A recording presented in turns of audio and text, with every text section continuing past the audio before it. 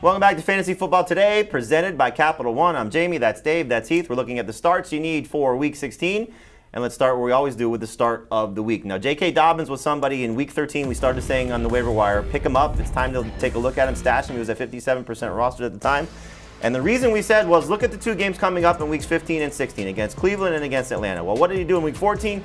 He went out and had 120 yards and a touchdown against the Steelers. Then he came back against the against the Browns, had 125 yards rushing, and has looked fantastic. And so now you get this matchup against the Falcons. We'll find out if Lamar Jackson's going to play, but I don't really think it matters. Atlanta's been bad against running backs all season.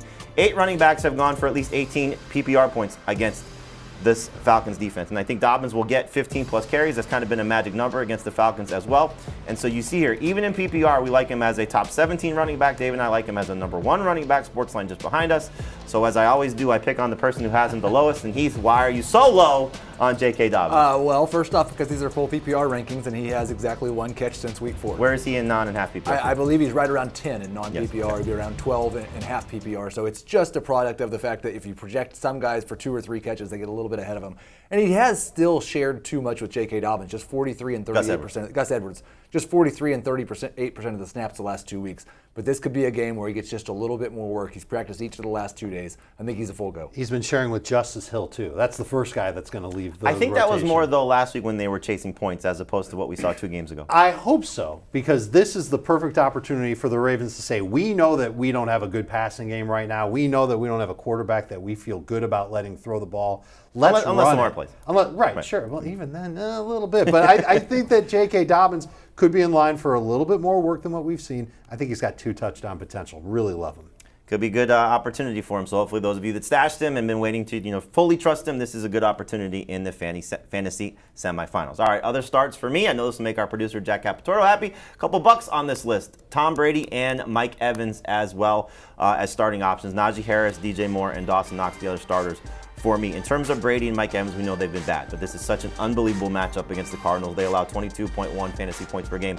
2 opposing quarterbacks and 5 of the last 8 quarterbacks against Arizona, 24 or more points. And so I think Brady's in a good spot, as Dave alluded to. It could be a Bucs blowout, and I think Brady will certainly have an opportunity to do that. And Mike Evans, look, he's been bad. Hasn't scored a touchdown since Week 4, but this is another chance for him to, I think, as we saw last week in the first quarter, he's at 888 yards. He needs 112 more yards to get to the 1,000 for the 9th straight season. I think Brady's starting to realize, let me get him going, get this out of the way, and I do think this is an opportunity for him to score as well. This team has been awful against almost everything that you can throw at them lately, and I think Mike Evans has one of his better games of the season. Najee Harris, Dave, you alluded to us a little bit earlier about what Pat Freiermuth may or may not want to do to honor Franco Harris. I would not be surprised if Najee Harris has a huge game wearing the same name on the back of his jersey in a primetime game against the Raiders. Would not shock me if they give him an opportunity to get a couple touchdowns as well. So he's been touchdown dependent, not working in the passing game, but this Raiders defense has been awful since Week 5. 8 running backs have scored at least 15 PPR points against Las Vegas. So I like the setup for Najee Harris as well. I think he could be potentially a top 10 running back. Don't have him ranked as high as you do, but obviously like the setup for him taking on that Raiders defense. All right, and then DJ Moore is another guy that has been terrible. I know, Heath, you've been waiting, but you know what? Give him some credit. 2 of the last 3 games with Sam Darnold, he's been really good. And, taking on this Lions defense, the number 2 in fantasy points allowed to opposing wide receivers. So for what it's worth, I think you might be able to buy back into DJ Moore. Not horrible weather around the country in Carolina this week, so we'll see if DJ Moore is able to take advantage of it. All right, Heath, the starts for you. No surprise, you got Gardner Minshew on the list. Jerick McKinnon, Darius Slayton, Marquise Goodwin, and Jordan Akins as well. So talk to me about Jerick McKinnon, because we're getting a lot of questions after what he's done really the last 3 weeks, but certainly the last 2 when he's been 66 PPR points. It's absolutely amazing. Well, we talked about this earlier in the season, that it kind of looked like they viewed him as their best running back. Whenever they were in trouble, they went to Jerick McKinnon. When they wanted to throw, they went to McKinnon. When they were in the red zone, he played the most snaps. And we've seen the trend over the last 3 weeks. Week 13 against Cincinnati, he saw 10 touches. That tied a season high. Week 14 against the Broncos, 13 touches. That was a season high. Until last week, when he had 18 touches against the Houston Texans, they knew that he could not be a feature back for 17 games and 3 or 4 games in the playoffs that they plan on playing. I think they're ramping him up for a playoff run. I expect him to be the lead running back for the rest of the season. He's probably not going to score you the 30 fantasy points that he scored over the last 2 weeks, but I do think he'll be a high-end number 2 running back. When you say lead running back, more carries than Pacheco too? Well, that may depend on whether Pacheco fumbles one more time. That fourth fumble was costly for him. I think if there's a fifth, he may be completely done. I would not be surprised if it's something like a 15-10 split in terms of the carries, and then you see somewhere between 4 and 7 targets, depending on the game script for McKinnon. But he'll be so wildly efficient, and definitely the guy inside the 10-yard line. Could be Pacheco killing the clock at the end of the game. Could be Ronald Jones. I think Seattle gives them a game. I think that 10-point spread's too much. Well, I mean, let's face it, they struggled with the Texans as well. Yeah. So they have been on the road for 2 straight games. So going back to Arrowhead, the weather could obviously be a factor as well. Not that Seattle's not used to playing in bad weather, but just the cold could be an issue also there. Darius Slayton, it's a good matchup against the Vikings. He's been a little tough the last couple of weeks, and we've seen Richie James have a game or two here. We've seen Isaiah Hodgins have a game or two here in terms of production. Better than Slayton. So is this going to be a Slayton game or Hodgins game or Richie James game? I think it's going to be a Slayton game. We still saw him get 7 targets last week. He had the one bad game against the Eagles where he had 3 targets, but he had 6, 8, and 10 targets the 3 weeks before that. This Minnesota defense, the way you beat them is through the air, and especially with big plays. He's been the guy making big plays all season long, averaging 15.8 yards per catch. And this game, again, outside, away from the elements. No snow, no cold. It's going to be good weather. That pushes him ahead of a lot of guys in that wide receiver 3 range for me.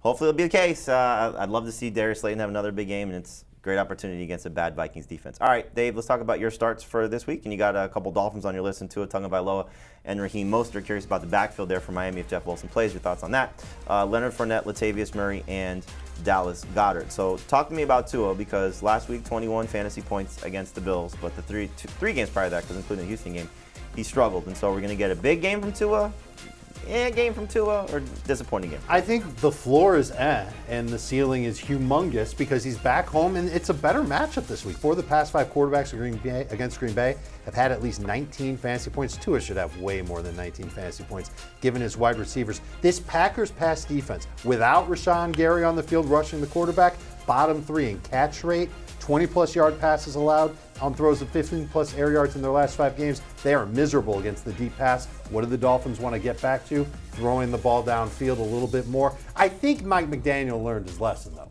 I think he knows that he can't put it all on Tua. He's got to run the football a little bit more. That's why I've got Raheem Mostert in here. I like him as a number 2 fantasy running back. But I think both these guys can coexist, and both of them can be good for fantasy this week. I always like to look at narratives and storylines, and the fact that Tua was snubbed in the Pro Bowl.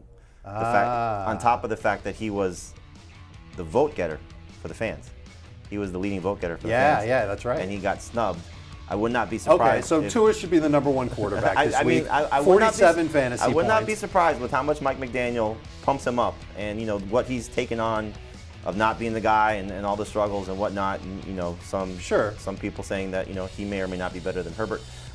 In any event, I would not be surprised if it was like a 303 game for Tua. But you said that the run game can coexist. Can the 2 running backs coexist? Because Jeff Wilson's trending toward playing, and so does that mean you still like Mostert as a start? I do, because I don't know if Jeff Wilson's going to go right back into a big role. Raheem Mostert played really well last week, and the last couple of times that we saw Jeff Wilson before he got hurt, remember that game against Houston?